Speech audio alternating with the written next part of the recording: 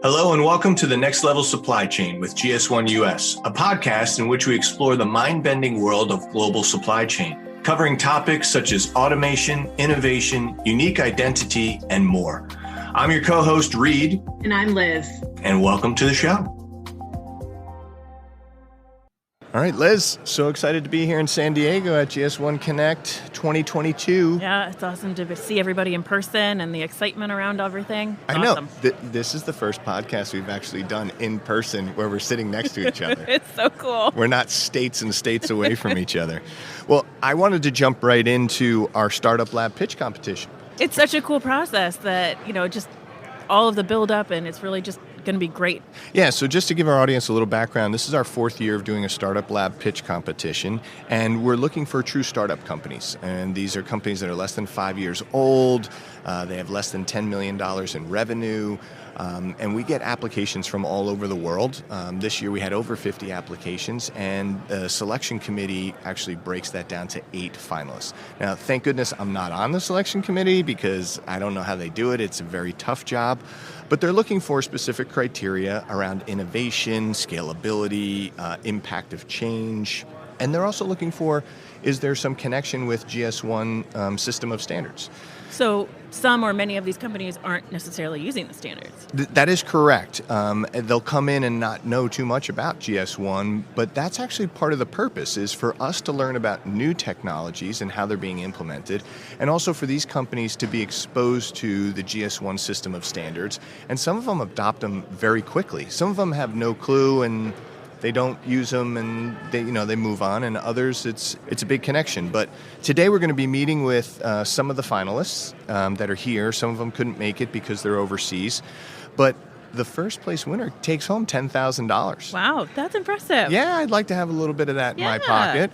And then second place takes home $5,000, and third place takes home $3,000. Awesome. So it's a really a great opportunity. That's awesome. So the actual competition already aired on June 1st. It was aired through our GS1 US Connect app. And today we're going to be announcing the finalists on stage here in the Grand Ballroom. It's really exciting. It's very exciting. And for anybody who hasn't actually watched that process, it is really cool to see all of the startups present. They have 4 minutes, like Reed said, and then they're asked questions by judges. So if you haven't already watched, it's really cool.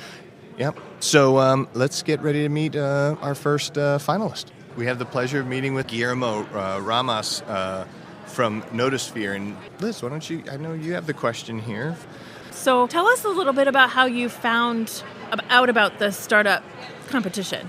So I actually found out because I've been for several years having conversations with a GS1 employee that actually focuses on healthcare. And we've been talking, over the years about the need to do several white papers and cases, and we had great ideas about this. And he calls me up this past year saying, you absolutely need to be part of this. And so he kind of showed me what was happening, and I thought, absolutely, I can't help but jump into this. And basically what we're doing is, as you probably know, is we're focused on healthcare, most specifically on recalls. And so medical device recalls, probably contrary to what most patients probably think, are not an efficient process of communication. If you talk to anybody on the street that's not involved in healthcare, they'll assume, it's as easy as somebody presses a button and any item that's recalled just goes back to the manufacturer, et cetera. That's not what happens at all. And in fact, sometimes months can go by before a hospital or a particular supply chain employee at a hospital figures out that a particular item is recalled, right? And that means you're affecting patients and you're hurting people sometimes, right? Not to mention driving everybody crazy that's involved in the process. Absolutely. Yeah. So being a part of the competition, were you utilizing GS1 standards beforehand? Are you more aware of them now after the competition, or was it just kind of the same for you because you were already exposed? So it's interesting. I think, we were using GS1 standards, GLN in particular. What's interesting and to some extent fascinating to me is, and I think somebody was asking this in our competition pitch, pretty much every hospital today has GLN coding associated with their ship-to locations and physical locations. Some of these folks go all the way to the bin level. Wow. For inventory locations. And yet many hospitals are not even aware that they actually do have those codes associated, right? So we were using them. We are doing quite a bit of education as well. So you talk to suppliers and you say, you manage hundreds of thousands of ship-to locations, but you know that there are GLNs associated with all these that you could actually make your life a lot easier. Some do it, some have it and are aware of it. Others, it's not that they don't know, it's the wrong folks at the organization, right? So there's silos. So you have somebody that understands GLNs, but somebody that's using ship-to locations without realizing the benefit that they could be deriving from all this. So I see us as educators to a point, saying, let's enable you with all this. So let's just talk about that a little bit more here, Liz. So for our listeners that aren't aware, a GLN is a global location number that GS1 US issues. Yep. But give some examples, because you talk about ship to address, and that's what most people think, but I know from previous life, things in hospitals get lost all the time. And when I say things, I'm talking like beds. Oh, yeah. Wheelchairs, big things. Infusion pumps. Yes, and because they're moved around all the time. Mm-hmm. And so just you talked about bin location and rooms, and so just give some examples. So what's fascinating, if you think about this, is obviously supply chains have very different formulas that you can apply to manage them, right? So in some, you probably obviously heard, or many people have heard about just-in-time inventory and things like that. Drop ship locations, right, which means they're not going through a receiving dock to then get internally distributed, but rather are delivered straight to the particular floor or location. So a location can be a receiving dock, but it could also be a shelf on floor 5 where a nursing station sits and a nurse is going to go grab stuff from, right? Right. And it could go even deeper than that. Sometimes you can go even to the bin within the shelf, right? So there are all these different levels. Now, what you use depends obviously on, I guess, the level of detail that you need for operations. In some cases, it might be as simple as saying, I attach the GLN to a receiving dock and then I just deal with things internally. Right. Other folks will say, I need a lot more detail, specificity. Right? Think about drugs, right? Drugs are not something you just want to kind of loosely distribute around the hospital. You want very controlled. So you're going to have other types of detail levels, right? But in essence, the beauty of this is, if you think about it, and what we use it for mostly, is imagine if you had to deal with the same address for a particular receiving dock or even a shelf, right? Just an address, a doctor's office, etc. And you had to deal with 1,000 suppliers and have to deal with the same address. Yeah. What's easier, giving them a code of numbers and just say, just match to this and be done? Yeah. Or using the various spelling, formulas that people are going to use. Yeah. Main street, main lane, main place. You're going to find this. I know that's not going to surprise you, but people listening are probably going to laugh. We were able to see companies spell 3M in 614 different ways That's a few years ago. Wait, are you serious? 600? Yes, because it's not 3M, right? It's 3M stands for, I think it's either Minnesota Mining, whatever, I don't know. There's a long name for it. Well, 3M was actually spelled 614 different ways in our catalog at one point. Blown away. And so the thing is, if you could just use a number, right, then matching becomes effortless. With automation, right? All of that stuff. It's fail-proof, right? Yeah. Compared to trying to match on letters, on spellings. Awesome. Yeah. Well, Guillermo, we wish you the best of luck in the competition today. Thank you, Reed. And hopefully, I see your booth is busy over there with people. So it is. I'll let you get back to it. Absolutely. Thank you so much, Liz, Reed. Thank you. Thank you. Take care. All right, next up we have Dirk Franklin from Deeyook Technologies. Dirk, if you could just tell us what Deeyook does. Interferometry is all I keep remembering. It's my new SAT word. It's a good word. Oh, I love it. Yeah, thanks for having me today. So Deeyook, we're based out of Tel Aviv, Israel. Deeyook means precision in Hebrew. Excellent. So that's everybody's like, where did this name come from? So what we do is precision location as a service, and we're doing locationing way different than what most people do.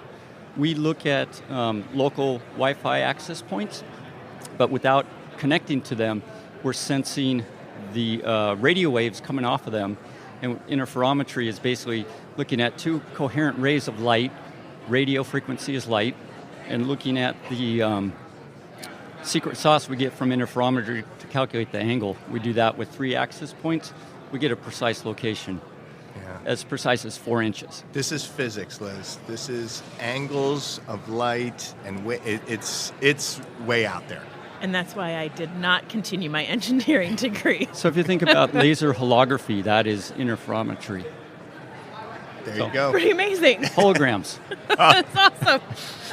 So, did you know about the standards prior to the startup pitch competition? Personally, I did. Okay. I invented a product several years ago, a portable wine table, sold it through Frontgate, Amazon, etc. So I knew what GS1 US was. Yeah, so you had some. What about the other folks in the organization? Were they aware, or they were like, who No- are these guys? no Why are clue. they calling us? And when the CEO called me, hey, we're doing this startup comp at GS1, it's, oh, the barcode people. How did you know? Well, that's great. So has there been anything that you've learned throughout the process of the startup lab more about GS1? Has it helped you guys at all, or has it started new conversations internally about potential opportunities? Definitely we like the exposure of the competition, and yes, we're thinking a lot. We think of commerce, pallets, logistics, supply chain. Yeah.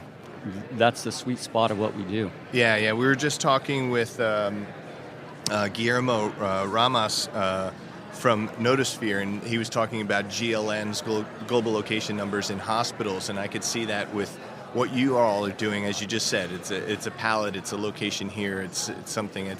It's still hard to get your brain around the technology that Deeyook does. Absolutely. As a layman person like Yeah. you and I, Liz. And if I can ask you in layman's terms, what challenges does your software solve? Where's my stuff? Okay. If you really think about it, we're in a very big exhibition center, right? You could have, I don't know, $100 million worth of assets sitting in this building if you're in a warehouse or a manufacturing plant. It could be 15 racks up off the floor. And with typical barcodes, maybe a location, but did it actually get into that location? So with our solution, we could say within 4 inches or a sub-meter, in noisy environments, it's right there. Yeah. It's 400 meters down, 16 meters up in the air. Good. And so is this your first GS1 Connect that you've attended? It is. What do you think so far? I love it. Yeah. Well done. Yeah. I mean, it's a good crowd. I mean, this is the first time we've been in person in over 2 years. And we're here at the Marriott in San Diego Harbor, which is just beautiful. It's a horrible place. Yeah, even on a bad day, it's really nice. And we have all the startups set up in the main lobby area right in front of the ballroom. Are you getting good traffic? Yes, so far so good. Yeah, Great. a lot of big companies here. Yeah. They have a lot of problems to get solved. Yeah. Yeah. And I think you have a good group of startups to help them. Good. Absolutely. Good. Absolutely. Well, listen, we wish you the best of luck in the competition, and thanks for spending a little time with us here today. My pleasure. All right. Thank you. Thank Thank you. you. Michael, we're really excited to have you here at the podcast live at GS1 Connect in San Diego. We're really excited to have this conversation with you as a part of the Startup Lab finalists. Can you just tell us a little bit about Curie and how you found out about the Startup Lab competition? Sure. So Curie turns photos to 3D. It's faster and cheaper than actually traditional photography. We use computer vision to generate the content, and we found out about GS1 through our investor XRC, which is an institutional investor based in New York, focused on e-commerce. That's awesome. Yeah. So you had no exposure to GS1 prior to that introduction. Well, we were working pretty significantly with UPC codes. We were working with a large retailer down in Bentonville to replace a system called Scan and Go with the products themselves by being able to point your camera at a thing and get information about it. Right. Since you've been involved with the Startup Lab pitch competition, have you discovered new aspects of GS1 standards that you're looking to explore, or has it stayed primarily within the UPC space? Well, we learned that there are different attributes for the GTIN, and that there's an attribute that would solve a lot of problems for a lot of retailers, which is the addition of 3D as an attribute, which would get you all the benefits of photos, all the benefits of dimensions and size, all in one format. And there's two file formats that are taking off with the web, called USD, which is backed by Apple, and GLTF, which is backed by Google. And they would be augmentative to or a replacement to some of the existing attributes that are there. The advantages is that you'd have an asset to be able to take photos from. You would have an asset to be able to bring into virtual worlds, and you'd have an asset to use in training augmented reality or computer vision apps to be able to recognize products in the real world. So it's really more than selling a product. It can be used for a lot of different things. Yes, so just like the barcode is a pattern, products themselves and their packaging are patterns. And you would be able to use those patterns to be able to use instead of having a complete line of sight to the barcode, you could use the products themselves. And it's a better source of truth or a good alternative or backup. And in Asia, where barcodes are used quite significantly in the form of QR, that QR can be spoofed. They can put stickers of cheaper objects and check out, and you wouldn't even know it. Yeah. So Liz, this is at the heart of why we started the Startup Lab pitch competition, right? To learn about new technologies and how we can advance our certain standards or get more adoption of current standards. But in this particular one, we're talking about attributes for the global trade item number. And our innovation team here at GS1 US has been working with Michael and Curie and a couple of other companies on 3D imaging and attributes there as to, do we add this to the standard going forward? Because unless you're living under a rock, everything is going into the metaverse and virtual reality or augmented reality or X reality. And we need to keep evolving and moving. And this is a perfect example of where we're learning from the cutting edge, and then the cutting edge is learning from 50-year-old technology as to we still have to deal with batch lot information about certain things. Not all, but others. And then so we're learning from each other, and it's really a symbiotic relationship. It's really quite cool. And Michael and Curie are just one of a handful of companies we're working with this year on different scenarios. It's like fascinating, and images are so very important. Yes. And companies struggle so much with something as simple as a product image. So looking out into the technology of what y'all are talking about is really fascinating. It's going to be so applicable, I think, in the real world. So, Michael, this is your first GS1 Connect conference? Yes. What do you think so far? I mean, it's only the first day, and it's only still morning, but what do you think so far? Yeah, so I think that it's really great that there are conferences that are focused on actual infrastructure. So it's easy to go to conferences where they're kind of waving their hands and talking about the future, but nothing is really done. I think GTIN affects so many different types of companies. As you said, imagery and these barcodes are the lifeblood of companies, of any product that passes through supply chain, e-commerce, and retail. And I think that 3D is something that could potentially be the safest future-facing technology, because we already live in 3D, and that will always be a truth. Yeah, no doubt about it. And we've actually been seeing where 3D images are being used for buyers at retail stores, where they don't have to fly over to see product or have product shipped to them. Yep. And then they're getting a real sense for size and dimension and scale, and really saving on, expenses, sustainability. So the efficiencies are really creeping up there. It's quite exciting to be a part of and to see all this. So I'm really glad that you're enjoying yourself here, and we want to wish you the best of luck in the competition today, and much continued success with your business as well. Yeah, I actually would love to speak to what you just said. One of our customers, they get 100 million visitors per month, and per month, 100 million. But they lose money on when a sneaker is dropped. They can't take photos of it until it's shipped to their place. Right. So they have to spend. They lose money on the time that they wait. They can't even enter it into the database because they can't scan the UPC code. and they have to spend on a warehouse and a photographer just to enter it into their database. But our system is actually, very similar to, how when like a phone gets leaked and there are 3D images of it the very next day. Yeah. We're more akin to that at scale. So we've developed a process with computer vision to be able to reduce the price of content through 3D that is cheaper and faster than bespoke photography. That is awesome. Really cool. I'm like blown away. You just blew my mind right there. So, well, thank you again, and the best of luck to you. Cool. Awesome. Thank you so much for having me. Thank you. All right. Now, Liz, we have the pleasure of meeting with Fernando Mashin. Fernando's with Boxes. Fernando, welcome to the show.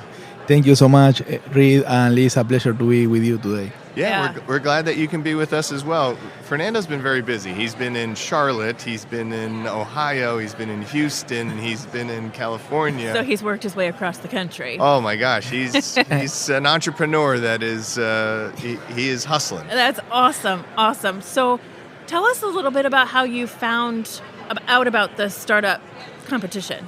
Yes, Liz, thank you. We were looking for opportunities to partner with CPG companies and retailers. We have heard about GS1 and this great event, so we decided to apply. And here we are, one of the startup finalists in the pitch competition. It's a big deal. I mean, to go from over 50 applicants down to 8 finalists, and you've made it here as a finalist. Tell us a little bit about what Boxes does. Sure. We are a software and hardware company, and we are powering the future of retail with 2 use cases. Our first use case is a sampling device where we engage consumers on the go and drive trials of new products. So, for example, consumers go into our devices, they can play a game, we can ask some questions to understand their preference, their purchasing patterns, and after that, they get a free sample. Got it. So it's for those that are listeners that can't see us, but it's like a small, aka Boxes. It's a small vending machine. Yeah, small device we call it. Yeah, small hardware vending machine. That's cool. Yes, Yeah. that is our first use case. On the other hand, we are launching soon our second use case, where we are bringing a sustainable approach to brands, retailers, consumers, and our planet. It's a new refilling device where consumers use a smart, reusable packaging to have a refilling experience with products like home cleaning products, personal care products. So, with this new and second use case, our goal is to build a circular economy with our devices, our refilling devices, and a smart, reusable packaging, and also a more affordable economy, because with this new device, consumers pay for the product, but not the packaging. I love that. It's simple, but it's not easy, Liz, to do, and it has to be a good user experience, and I've seen what they've had so far, and I really hope that it takes off. Yeah, I mean, and sustainability is something that everybody is talking about, so different options are always great. Yes, we need innovation in that space. Nowadays, we have 300 kilograms of plastic per second that goes into our oceans. Yeah. So we need to do something about it. Yeah, and the younger generation is so astute to all of this. It's not, out of sight, out of mind. They're seeing it. They're recognizing that, even in our harvested, fish, we have microplastics that are in the fish and that are going into our bodies. Yeah. Yes. So did you know about GS1 standards prior to the competition? No, to be honest, I had been learning about it. That's great. It's great. So do you feel much more familiar now that you've gone through the competition with GS1 standards, or are you still, feel that you have a lot to learn? Of course, I feel much more familiar with all this wonderful GS1 team. We have been learning about that, and we are thinking some ideas to innovate with that in the coming future. Awesome. So this is your first Connect show. What do you think so far? I mean, I know you've done a lot of other shows. What do you think of this environment? Yes, it's great. We are connecting with retailers and CPG companies. The environment is fantastic. So it's a wonderful show, to be honest. One of the best we have ever been in the US. We're glad to hear that, because it's a different environment here. It's lots of different verticals that we're talking about. We have healthcare, we have pharma, and we have food service, and grocery, and Apparel. CPG, apparel, Yep. general merchandising. So there's a lot of different groups, and we're glad that you can be a part of it. Yes, and it's great that you have a space for startups who are innovating as well, so that we can be taking part and connecting with these huge partners. Yeah, I'm so glad to hear you say that, because when we did the introduction, we talked about the reason why we put this together. So we came up with this 4 years ago, was really to get exposure to startup companies to our standards that have been around for 50 years, and how you could leverage them and incorporate them into your solutions, but also for you startups to teach us and a lot of companies here about new ways of thinking and doing things and executing on stuff. So it's truly a win-win. I'm glad to hear you say that. So Thank you so much, Reed. all right. Well, listen, the best of luck to you in the competition today. Thank you so much to all of you. Great to be here. Thank you. All right, Liz, very special guest. I just pulled him out of the partner section inside the vendor area. So we have Evan Silver from Simplista. Evan, welcome to the show. Reed, Liz, thank you so much. So- Pleasure to be here. So Liz, little history here. Okay. Evan won second place in our first ever Startup Lab pitch competition 4 years ago. That's awesome. Yeah, and then next year he became a partner with us. Yep. And then maintained the partnership, and now he's in the big show inside, and he's got like the second booth in the vendor area. That's so great. It's wonderful. It's it's just looking at sort of where we started, and now we're in the main drag. As Reed said, it's fantastic. So Evan, just give a high level of what Simplista does for our audience. So thanks, Reed. So Simplista automates the item onboarding process. So we help the retailers get items into their ecosystem and onto their shelves and on site in 200% faster than it would take them today. Because today it's very paper-based. Today it's very paper-based. Exactly. There's a lot of back and forth getting the right data, getting the accuracy correct. Simplista completely streamlines that, automates that, and standardizes all that. As well, we leverage GS1 standards all the way through the process. Yeah, not only do they leverage, they also educate. They educate a lot of these companies of this is the information that the retailer is going to require. You should get it now and move that in. But I just find it's just so kind of cool. I walked in yesterday into the conference. It's the first time in 2 years that we've been in person. And I walk into the venue and I'm like, oh my gosh, there's Evan right there. And it was a big hug and hello, which was really cool. But what do you think of the show? Oh my God. Well, it's fantastic being back in person. Someone said it's great seeing all of us in 3D. Right, Yeah, exactly. yeah. It's just wonderful just to, handshakes and just see Yep. people and connect with people. For us, that's amazing. The virtual events are good, Right. but being in person, there's nothing like it. Yeah. This is our first in-person podcast. We've been doing it for 9 months. Yep. Yeah, it's crazy. Have you checked out any of the other startups that are here today? I saw the Curie folks. Mm-hmm. We had a chat with them last night. Great. First of all, I love the Startup Lab. I think it's a phenomenal idea. You guys do a fantastic job. And it's just great getting new companies in, showcasing them. Yeah. And then, seeing them evolve and get into the main drag. Yeah, well, I really appreciate you saying that. The Startup Lab's been a little my baby for like 4 years now, and now Bob Chekowitz on my team is really taking over a lot of the administrative work and heavy lifting there, and other members of the team. But it's just really cool to see, one of our startups, our original ones, that are still very much involved with us, because we know, like, some of them are going to fall in and move out, and it's a natural attrition and those types of things. But is there any big news that you can share with us, or partnerships that you have, or anything? I mean, this is opportunity, We do have an announcement, but You can't say. I can't say. But so when should we be reading the press and looking for this? Is this like any day now? End of June. Early July. End of June, early July. very exciting. You're very excited. I just got to keep a tight lip, Yeah. but it's going to be really, really exciting for us. Yeah. Well, I don't think it's me going over the edge here saying this, but your involvement here, your exposure that you've gotten through the Startup Lab, and then you're working nonstop. I see you at a lot of conferences. But has the relationship with GS1 US, helped? I mean, I've seen a couple pilots that you've done with some of our members, and it just warms my heart. I'm like, oh yeah, we're connected to him through the Startup Lab. You know what, Reed? It always helps. Being sort of that, sort of an early stage company, having a partner like GS1, having access to GS1, doing pilots with GS1, all this exposure helps. Period. It just really is fantastic. Great. It just helps us get our word out there.